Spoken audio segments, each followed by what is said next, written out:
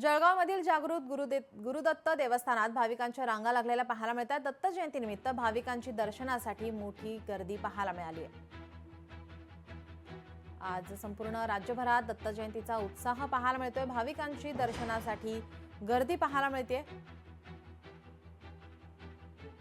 या मंदिराची ख्याती अशी आहे, जवळजवळ गेल्या 13 वर्ष जुनं मंदिर हे झालेलं आहे।